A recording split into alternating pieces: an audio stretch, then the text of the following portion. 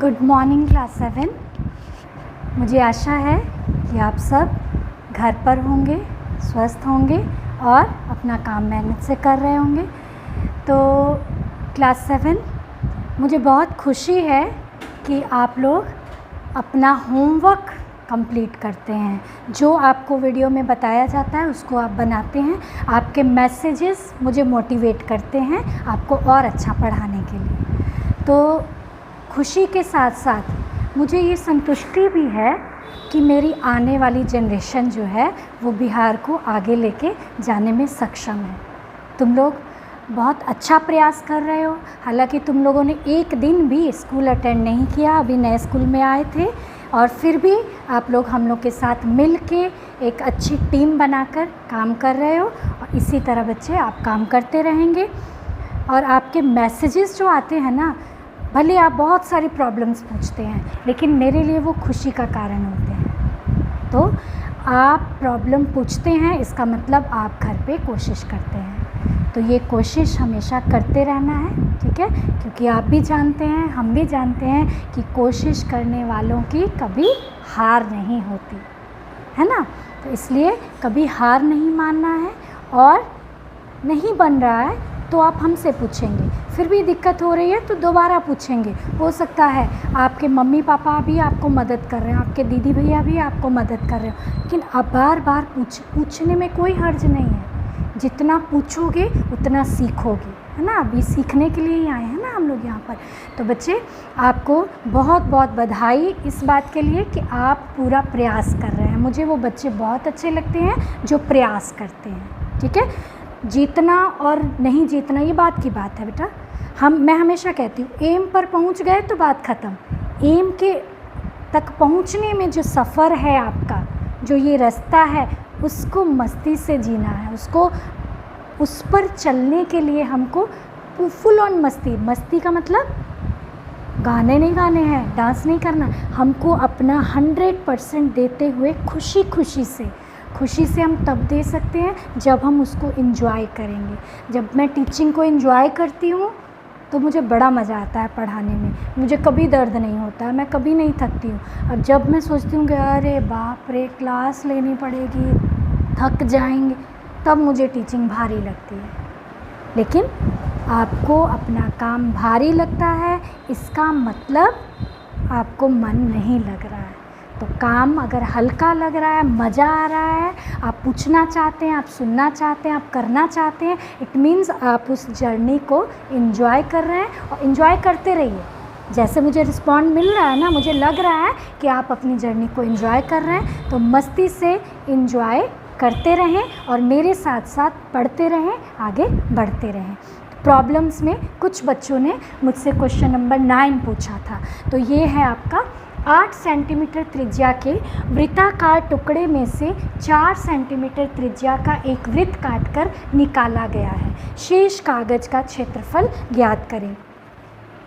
जब बच्चे पढ़ते हैं तो टीचर को पढ़ाने में और आनंद आता है। तो मैं आपके लिए तैयारी करके रखी हूँ। ये बच्चे एक बड़ा वृत्त है, 8 सेंटीमीटर त्रिज्या का एक वृत्त का टुकड़ा है, ठीक, दिस वन। और इसमें से 4 सेंटीमीटर, देखो मैंने इसको इस तरह से हटा दिया। ये 4 सेंटीमीटर का टुकड़ा मैंने बीच में से हटा दिया, ठीक है। और कह रहा है शेष भाग का क्षेत्रफल, मैंने बाकी के भाग को क्या कर दिया, शेडेड कर दिया, इसको शेड कर दिया। इस भाग का, ये तो आपका निकल गया, ये तो आपका निकल गया है ना, इसका तो एंड हो गया, बचा क्या, ये इसका क्षेत्रफल ज्ञात करना है बच्चे। इसे हम लोग कहते हैं वलय। दिस इज़ कॉल्ड वलय, रिंग। इंग्लिश वाले बच्चे इसको क्या कहेंगे, रिंग। अंगूठी की तरह बन गया ना ये। तो ये वलय जो है, इसका क्षेत्रफल निकालना है। इसके क्षेत्रफल का सूत्र हम लोग याद कर लेंगे, लेकिन मैं आपको बताऊंगी कि वो सूत्र बनता कैसे है। अगर हमारे पास ये जो बाहर का रेडियस, ये हमारे पास r है और अंदर का रेडियस स्मॉल r है, ठीक है। यहाँ लिखेंगे बाहरी त्रिज्या is equal to capital R और आंतरिक त्रिज्या, आंतरिक में मीन्स इंटरनल, आंतरिक त्रिज्या is equal to small r. ये स्मॉल आर हो गया। अब हमको क्या करना है, इस वलय का क्षेत्रफल निकालना है। वलय का क्षेत्रफल इज इक्वल टू बाहरी वृत्त का क्षेत्रफल माइनस आंतरिक वृत्त का क्षेत्रफल। देखो हुआ क्या इसमें, देखो ये पूरा सर्कल था, पूरे सर्कल में से ये आंतरिक वृत्त का क्षेत्रफल माइनस कर दिया हमने, ठीक है। तो बचा क्या, ये वलय बच गया, यही लिखा ना मैंने। बाहरी वृत्त, ये पूरा वृत्त, बाहरी नहीं लिखेंगे, सॉरी, इसको लिखेंगे पूरे वृत्त का, ठीक है। ये बाहरी वृत्त का त्रिज्या हमने जो लिखा वो तो सही है, लेकिन यहाँ पूरे वृत्त का, अगर बाहरी तुम लोग कहीं ये ना समझ लो तो इसको लिखेंगे पूरे वृत्त का क्षेत्रफल। पूरे वृत्त में से ये आंतरिक वृत्त का क्षेत्रफल माइनस कर देंगे तो ये हमारे पास आ जाएगा इज इक्वल टू पूरे वृत्त का pi R square minus pi R square. इसको हमने स्मॉल आर माना था, इसको हमने कैपिटल आर माना था। तो अब हम इसको शॉर्ट में लिख दें, पाई कॉमन ले लिए, R square minus r square, ये सूत्र बन गया। अब क्या करेंगे, हमारे पास यहाँ कैपिटल आर कितना है 8 सेंटीमीटर, स्मॉल आर कितना है 4 सेंटीमीटर। इस फॉर्मूले में वलय या शेष भाग का क्षेत्रफल, यही पूछा है ना, शेष भाग का क्षेत्रफल is equal to pi R square minus r square. ये आपका सूत्र बन गया है वलय का। इसी के माध्यम से आप इसको बना सकते हैं। तो ये आ जाएगा 22/7 गुना आर का square 8 square minus small r का स्क्वायर 4 स्क्वायर। तो ये आ जाएगा हमारा 22/7 गुना 64 माइनस 16। अब आपका काम है कैलकुलेशन करना, आपका काम है मात्रक क्या लगाओगे, सेंटीमीटर स्क्वायर। ये आप इसको खुद से कैलकुलेट करके आंसर लिखोगे। अब मुझे इतना विश्वास है कि आप कैलकुलेशन अच्छे से कर सकते हैं, ठीक है। तो ये क्वेश्चन नंबर 9 हो गया आपका, जिसको आप अपनी फेयर कॉपियों में बनाएंगे। क्लास 7 आपका नेक्स्ट क्वेश्चन है क्वेश्चन नंबर 10। 20 रुपीज़ प्रति वर्ग मीटर की दर से, प्रति वर्ग मीटर क्लियर हो गया, क्षेत्रफल की बात करेगा वो। 2.8 मीटर व्यास वाले वृत्ताकार ज़मीन को, ये आपकी एक वृत्ताकार ज़मीन है, इसको हम लोग ईंटों से सोलिंग कराना समझते हो, फर्श डालना एक तरह से, उसको पूरी ईंटों से कवर करना है हमको, ठीक है। तो कह रहा है कि इस पर 20 रुपये प्रति वर्ग मीटर, 1 वर्ग मीटर पर खर्च आता है 20 रुपये। तो पूरे एरिया पर कितना खर्च हमको क्या करना होगा, इसका क्षेत्रफल निकालना होगा। पहले लिखेंगे वृत्ताकार जमीन की त्रिज्या हमको कितनी दी हुई है, बहुत आसान सवाल है, 2.8 मीटर, ठीक है। तो इसका क्षेत्रफल, वृत्ताकार जमीन का क्षेत्रफल का फॉर्मूला हम लोग जानते हैं, पाई आर स्क्वायर 22/7 इंटू 2.8 इंटू 2.8। आप इसको बाय 10 भी कर सकते हो, है ना, जैसा हम लोग डेसिमल को चेंज कर देते हैं। तो ये आ जाएगा 5, 11, 5। तो 22 इंटू 28/25 सेंटीमीटर स्क्वायर। अभी ऐसे ही रहने देते हैं क्योंकि अभी 20 से इसको गुना करना पड़ेगा। तो 1 वर्ग मीटर पर खर्च इतना है, तो इतने वर्ग मीटर पर, सॉरी वर्ग मीटर है ये, है ना, मीटर स्क्वायर। 1 वर्ग मीटर पर खर्च या व्यय इज इक्वल टू 20 रुपये। तो आपका इतना वर्ग मीटर जो है उस पर कितना खर्च हो जाएगा, 20 गुना इस पूरे को मल्टीप्लाई कर देते हैं 22 इंटू 28/5, इसीलिए मैंने कहा 25 सॉल्व मत करना, ये कैंसिल हो जाएगा, 5 5 ज़ा 5 4 ज़ा। अब तुम लोग इसको पूरी तरह से कैलकुलेट करके इतने जो भी आएगा उतने रुपए आंसर निकाल सकते हो। कैलकुलेशंस मैं आपके लिए छोड़ रही हूँ, क्योंकि आप जितनी कैलकुलेशन खुद से करेंगे आपको उतना ही बेनिफिट होगा। 22 को 4 से गुना किए 88, फिर इससे गुना किए, फिर उसको 5 से भाग करेंगे तो कुछ डेसिमल में आपके रुपए आ जाएंगे कि इतने पर इतने रुपए का खर्च होगा। ठीक है, तो ये आपका क्वेश्चन नंबर 10 था। आपका नेक्स्ट क्वेश्चन है क्वेश्चन नंबर 11। आयत की चौड़ाई 44 सेंटीमीटर और लंबाई चौड़ाई से 2.5 गुना है। ठीक है बच्चे, ये 2.5 गुना का मतलब 2 2 ज़ा 4 + 1 5/2 टाइम्स है ना, यानी कि 2.5 गुना। 2.5 गुना का मतलब समझते हो ना। तो अब हम लोग लिखेंगे चौड़ाई हमको दी हुई है, लंबाई हमने निकालनी है, और फिर कहता है उस वृत्त का व्यास ज्ञात करें। एक वृत्त का व्यास ज्ञात करना है जिसकी परिधि उस आयत के परिमाप के बराबर है। दो फिगर्स हैं हमारे पास, एक ये आयत है, ठीक है, दूसरा ये वृत्त है। इसकी परिधि बराबर है इसका परिमाप। इसकी चौड़ाई हमको दी हुई है 44 सेंटीमीटर, तो इसकी लंबाई क्या हो जाएगी, लंबाई = 44 का 2.5 गुना। ठीक है, यानी कि ये 22 हुआ 110 सेंटीमीटर, ये हमारी चौड़ाई आ गई। अब लंबाई आ गई, लंबाई और चौड़ाई हमको मिली तो हम इसका परिमाप आराम से निकाल सकते हैं। इसकी परिधि का फॉर्मूला, इसका त्रिज्या हम r ले लें, इसकी परिधि का फॉर्मूला 2πr होता है, और ये लंबाई गुना चौड़ाई होता है, 2 इंटू लंबाई प्लस चौड़ाई होता है। परिमाप निकालना है ना, तो इसका परिमाप इसकी परिधि के बराबर होगा, तो r का मान निकल सकता है। तो सबसे पहले हमारा काम है आयत के सारे जो माप दिए हुए हैं वो लिख करके हम इसका परिमाप निकालें। तो सबसे पहले आएगा आयत, सॉल्यूशन है इसका, आयत की चौड़ाई b = 44 सेंटीमीटर, आयत की लंबाई इसे l लिखते हैं, दैट इज़ 44 इंटू 2.5 गुना 2 होल 1/2। मिश्रित भिन्न को तोड़ने आता है ना, ये 2 को 2 से मल्टीप्लाई करते हैं, 2 इंटू 2 + 1/2 यानी कि 5/2। इसको इससे गुना करते हैं और इसको ऐड कर देते हैं, यही मिश्रित भिन्न को हम लोग साधारण भिन्न में बदलते हैं। तो ये हमारे पास आ गया l = 44 इंटू 5/2 यानी कि 110 सेंटीमीटर। ठीक है, अब इसका परिमाप, आयत का परिमाप, हम फॉर्मूला जानते हैं 2 इंटू l + b, ये हमारे पास आ गया। l कितना है, लंबाई हमारे पास है 110 और चौड़ाई हमारे पास है 44।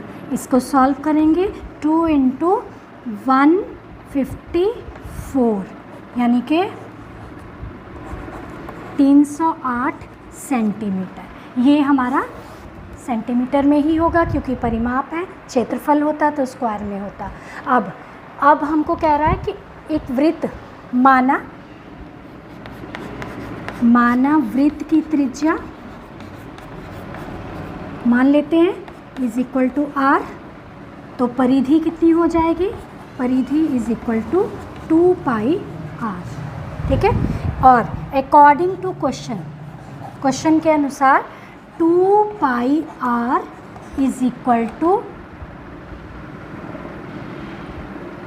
आयत का परिमाप, आयत का परिमाप।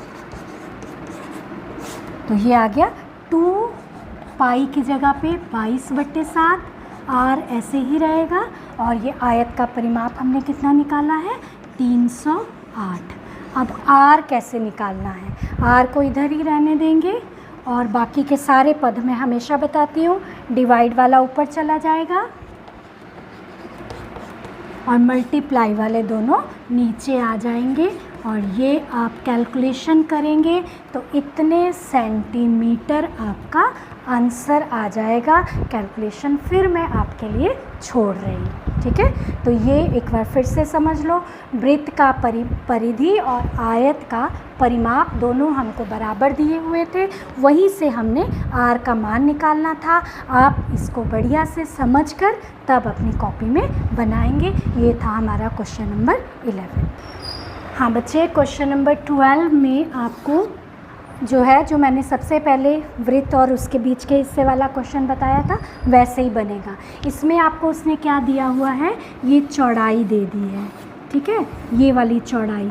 तो अंदर की त्रिज्या आपको अलग से दी गई है जो कि है 22 मीटर, है ना, और ये हमको दिया हुआ है 5 मीटर। तो इसका कैपिटल आर जो है 22 + 5 हो जाएगा, स्मॉल आर जो है 22 हो जाएगा। इस तरह से ये मीटर में है, तो इसको आप लोग सेम क्वेश्चन नंबर जो मैंने 9 बताया था उसी की तरह इसको आप बना लेंगे।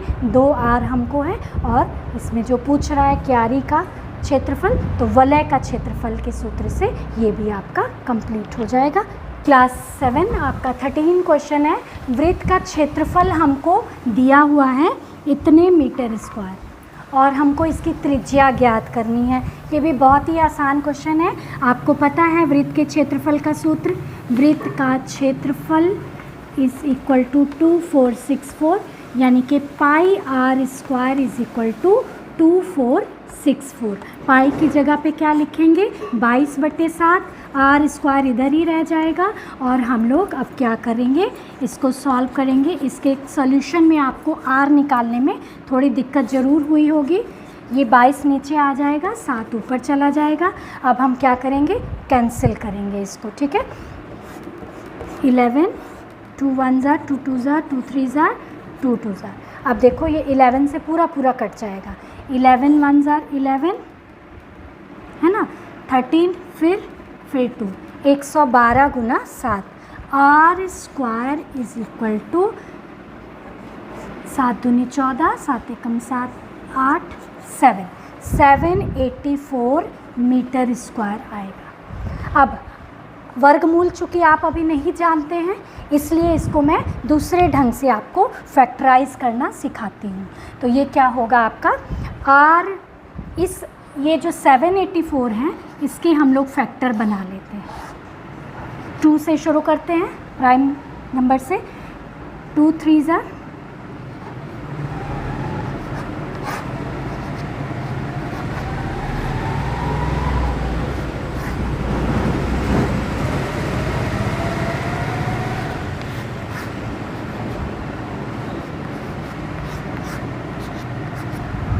ठीक है, ये आएगा r² = सारे फैक्टर लिखे, 2 × 2 × 2 × 2, 4 बार 2 है और 2 बार 7 है। ऐसे वर्गमूल निकालने आता होगा तो सीधे निकल जाएगा, लेकिन अभी आप लोगों ने वर्गमूल नहीं सीखा है, इसलिए r², ये 2 का स्क्वायर हो गया, फिर 2 का स्क्वायर हो गया, फिर 7 का स्क्वायर हो गया, ठीक है।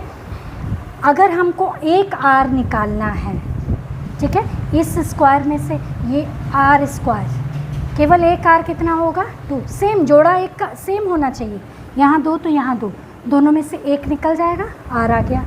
इस में से एक निकल जाएगा, r आ गया। इस में से एक निकल जाएगा, r आ गया। देन r = 2 × 2 × 7, ये आ गया 28 मीटर। ये आपका आंसर हो जाएगा 28 मीटर्स, ठीक है। हाँ, तो क्लास 7 आपका 14th और लास्ट क्वेश्चन है। वृत्तों की त्रिज्याओं का अनुपात 3:4 है और क्षेत्रफलों का अनुपात हमको ज्ञात करना है। तो इसके लिए हम क्या करेंगे, सबसे पहले त्रिज्याओं को मान लेते हैं। माना पहले वृत्त की त्रिज्या r = 3x। जब भी अनुपात दिया हो तो हम साथ में एक वेरिएबल लगाते हैं, ठीक है, जिसे हम लोग बदल सकते हैं, x y z कुछ भी लगाया जा सकता है। उसके बाद दूसरे वृत्त की त्रिज्या कैपिटल R जो कि 4x हो जाएगी। तो पहले वृत्त का क्षेत्रफल क्या हो जाएगा, पाई आर स्क्वायर। ऐसे ही रहने देते हैं, पाई इंटू पाई, चूँकि अनुपात निकालना है तो कैंसिल हो जाएगा, इसलिए हम इसको 22/7 नहीं लिखेंगे। तो ये आ जाएगा 3x का स्क्वायर, यानी कि 9 पाई x स्क्वायर। 3 3 9 को आगे लिख दिए, पाई साथ में x स्क्वायर। फिर आ गया दूसरे वृत्त का क्षेत्रफल, ये आ जाएगा पाई कैपिटल R स्क्वायर, यानी कि पाई इंटू 4x का होल स्क्वायर, 16 पाई x स्क्वायर।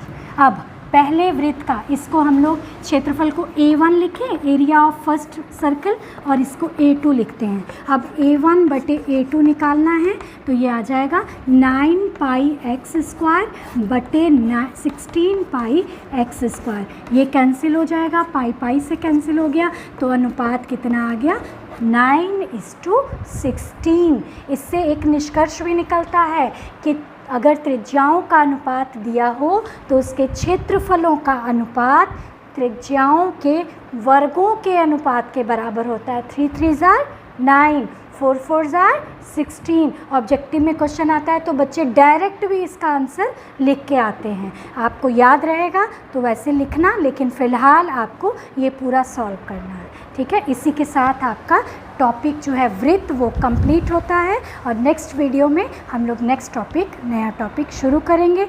तब तक आप लोग घर पे रहें, स्वस्थ रहें और मेहनत करते रहें। थैंक यू बच्चे।